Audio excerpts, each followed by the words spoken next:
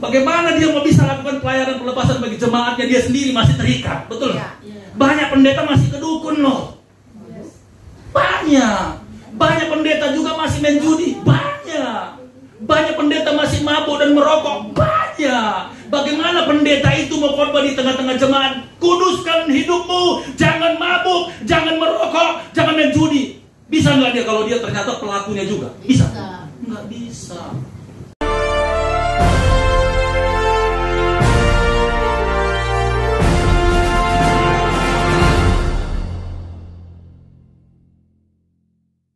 Haleluya.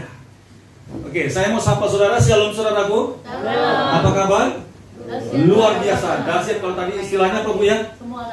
Semuanya dapat terlewati. Haleluya. Ya, masing-masing gereja punya slogan-slogan tersendiri ya. Kalau saya tanya di mana-mana, apa kabar? Luar biasa. Kalau di sini puji Tuhan, semua iya.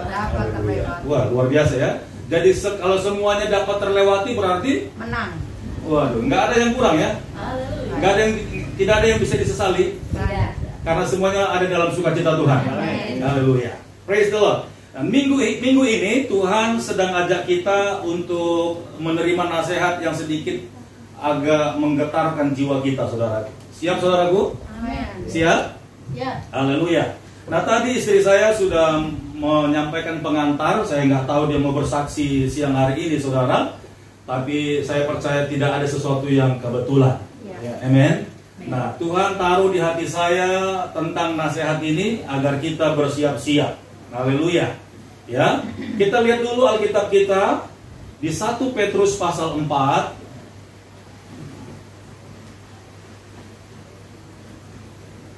1 Petrus pasal 4 dari ayat 17, 18, 19. Dan perikopnya di sini adalah menderita sebagai Kristen. Haleluya. Siapa di sini yang benar-benar Kristen, saudaraku? Amin. Oke, saya percaya yang ikut ibadah siang hari ini tidak keberatan kalau saya sebut Kristen. Amin. Tapi pertanyaannya, siapa yang mau menderita siang hari ini? Amin. Haleluya. Jangan akan dong. Saya gitu. Saya. Nah iya. Nah kadang-kala kalau kita sudah membaca dan mendengar kata menderita, kita udah getar getir, saudara. Kita pikir kita disiksa. Padahal menderita yang dimaksud di sini ini sebenarnya enak-enak, saudara. Amin.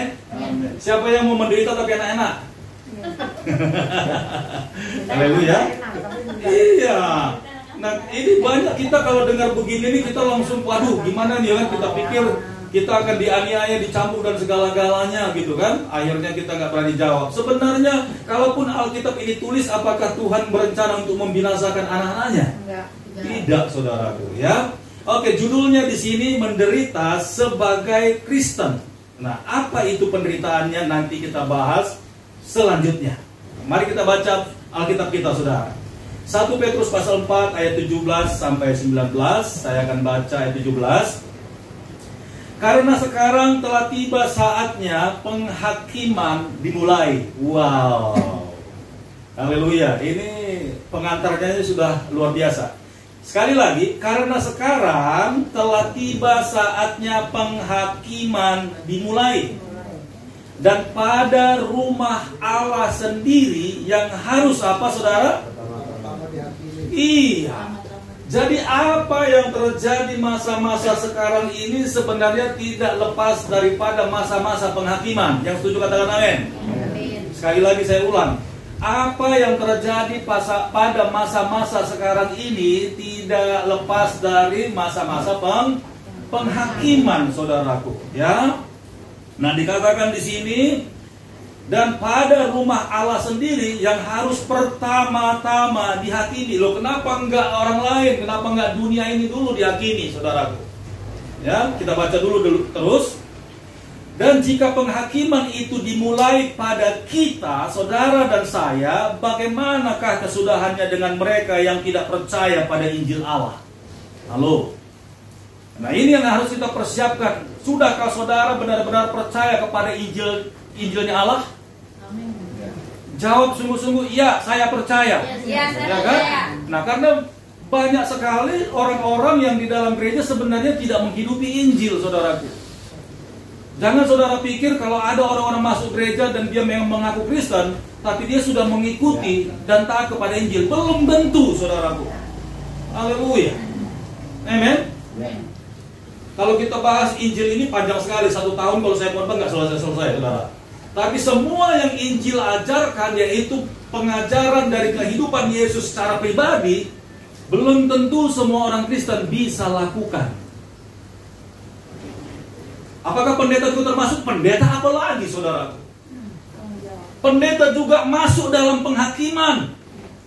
Nggak percaya? Saya buka aja rahasianya, saudara.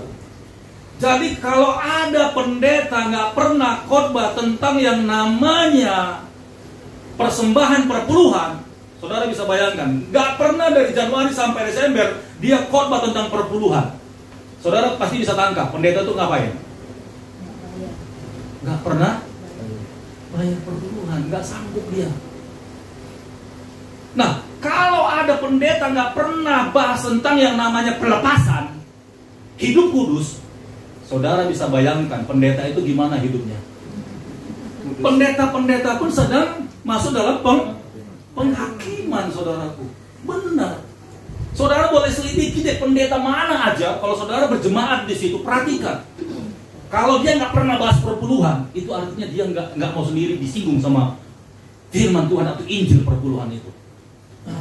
Kalau dia nggak pernah bahas tentang yang namanya pengampunan, selidiki dengan sesama.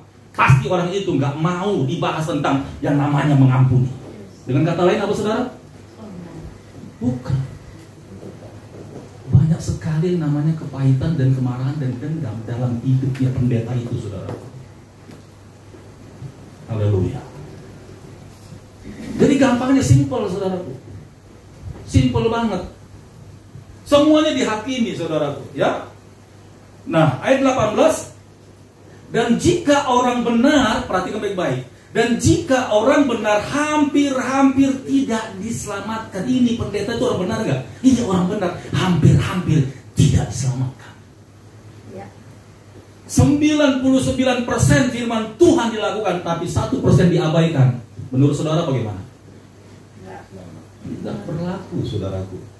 Jadi begitu sempurnanya loh undang-undang di hadapan Tuhan terhadap anak-anaknya. Jadi jangan main-main, saudaraku, jangan main-main.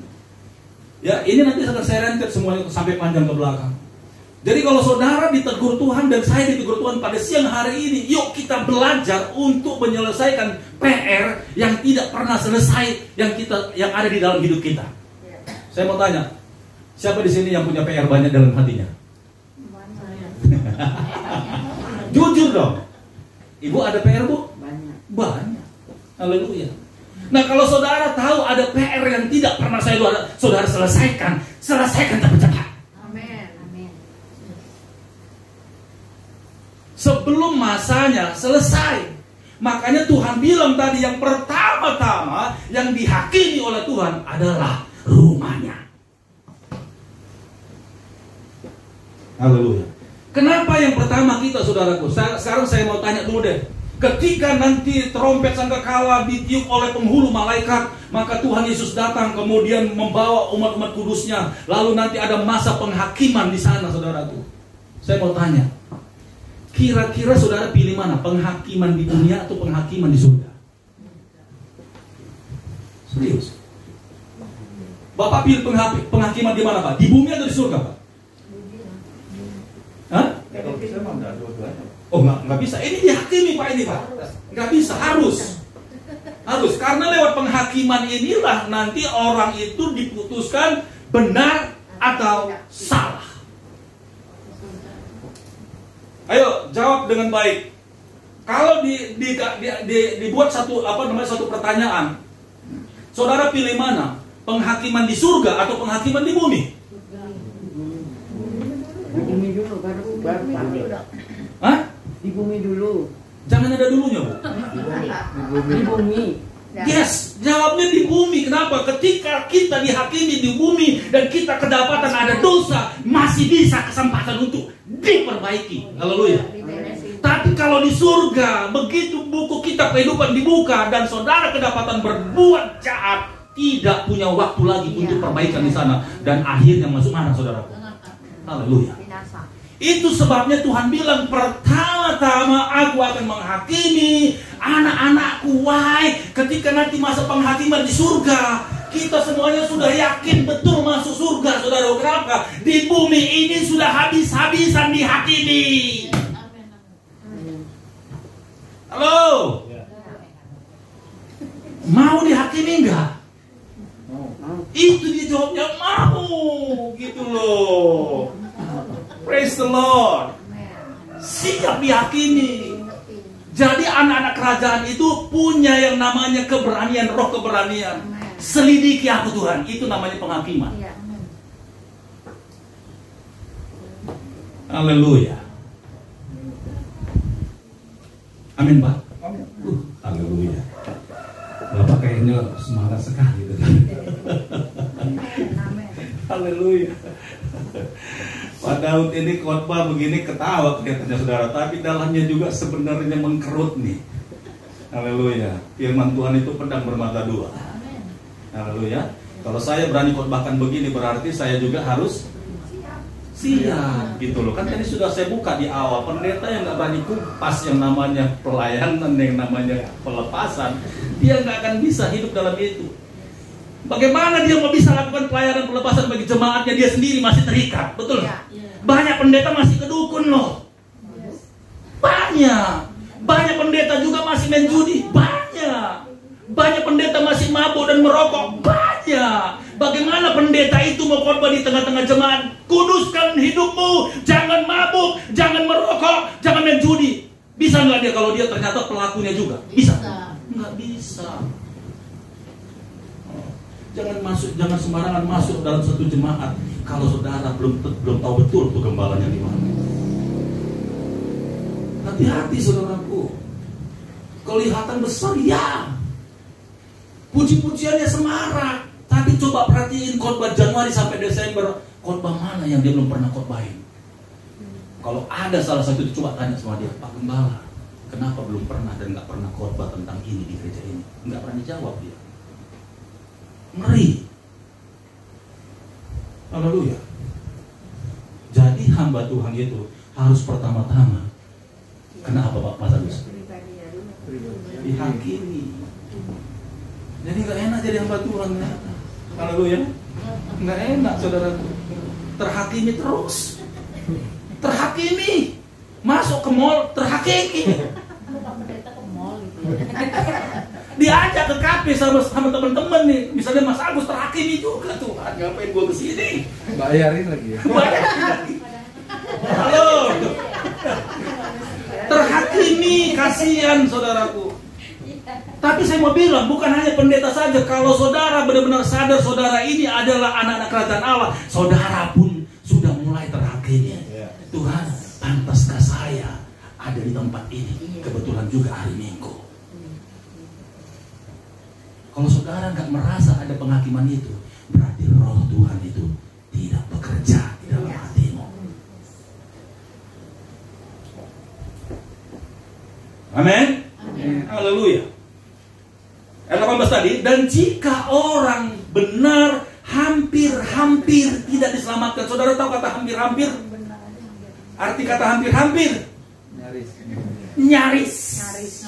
Kalau ini pintu gerbang, ini lain terakhir saudaraku. Wah, udah begini dia, gua masuk dong Tuhan, tapi ketimbus lagi sama urapan kerajaan Allah, jatuh ke neraka. Tuhan, ini hampir-hampir saudara.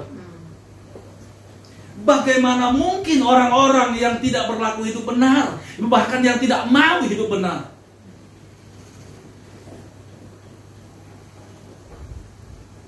Nanti kita jauh lagi masuk ke dalam saudaraku. Apakah yang akan terjadi dengan orang fasik dan orang berdosa?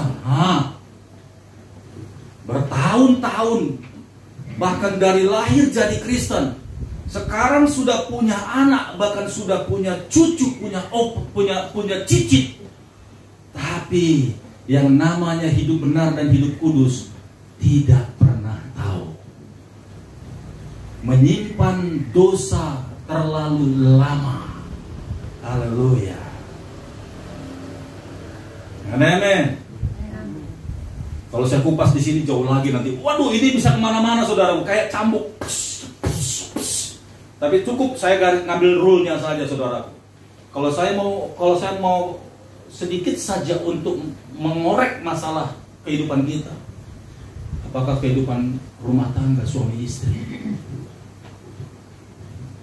Berapa banyak suami menyembunyikan dosa pada istrinya? Dari awal pertemuan sampai akhir mau mati pun masih disembunyikan. Tidak pernah dibuka kepada istrinya. Begitu juga istri kepada suaminya. Tidak pernah dibuka. Saya mau bilang, inilah kemalangan yang paling besar buat keluarga anak Tuhan. Sudah ribuan kali dengar khotbah, bahkan baca firman Tuhan sendiri, tapi tidak mau menyelesaikan masalahnya. Menurut saudara, apa yang saya katakan tadi ini benar atau tidak? Fakta nggak? Belum lagi masalah pekerjaan, saudara, yang mengakibatkan malapetaka 7 turunan. Tapi sepuh kita itu tidak pernah mau cerita sama anak-anaknya bahwa apa yang dia wariskan itu sebenarnya dosa semuanya. Berapa banyak anak-anak sekarang tunggang langgang, menderita long suffering karena perbuatan moyangnya itu dulu. Punya tanah di mana-mana, punya rumah di mana-mana, dan punya ibu juga di mana-mana, saudaraku.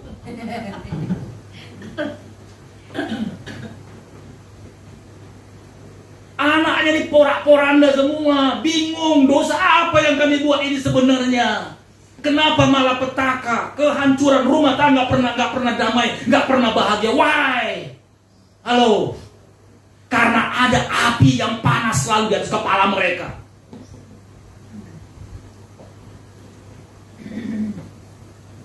Kalau saudara dan saya nggak mau segera dihakimi di sini, jangan pernah berharap masuk surga.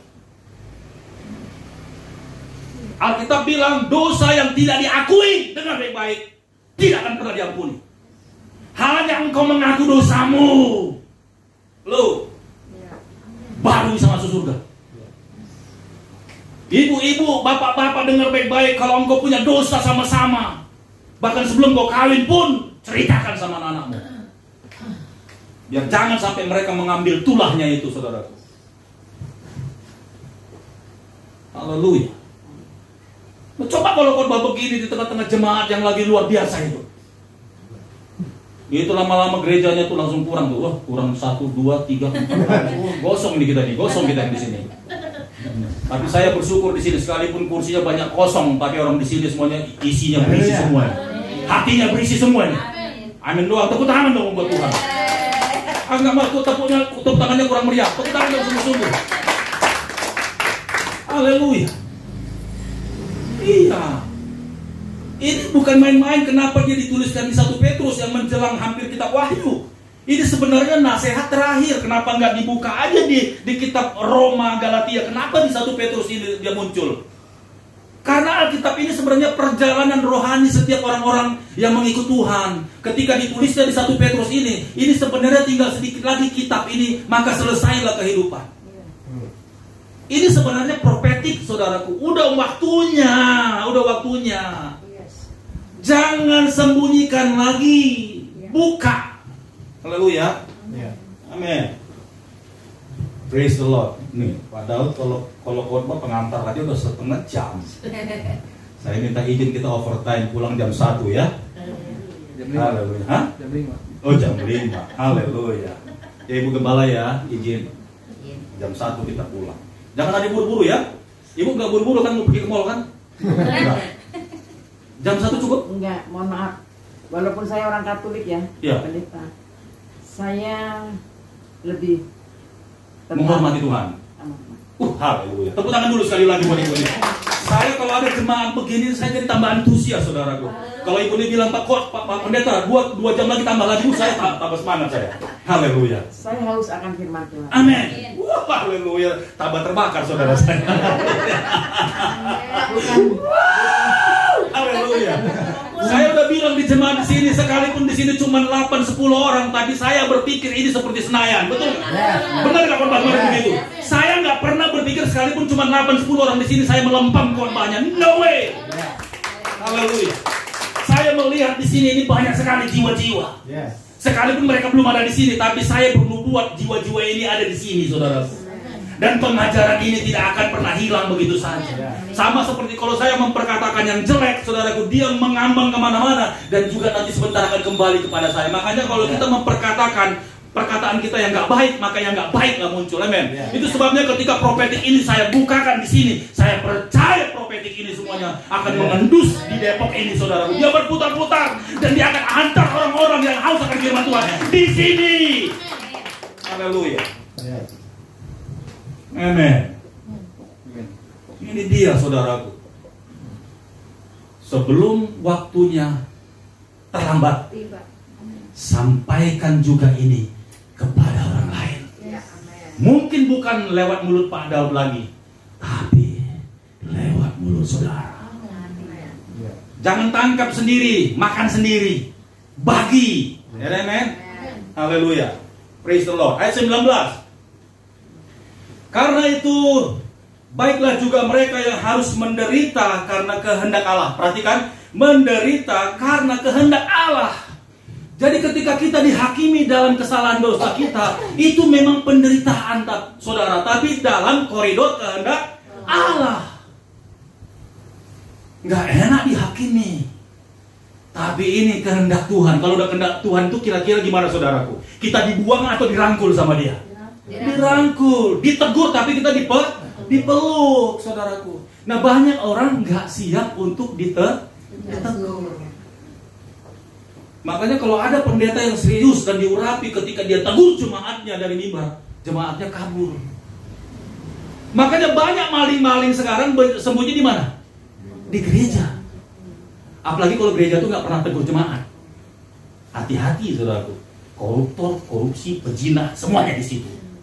Tapi kalau pendetanya berani tegur terang-terangan dan sesuai dengan hidupnya, pendeta ini belajar juga, dididik sama Tuhan, ditegur sama Tuhan, keluarganya pun digembleng sama Tuhan. Ketika dia tegur jemaat itu full power, saudara.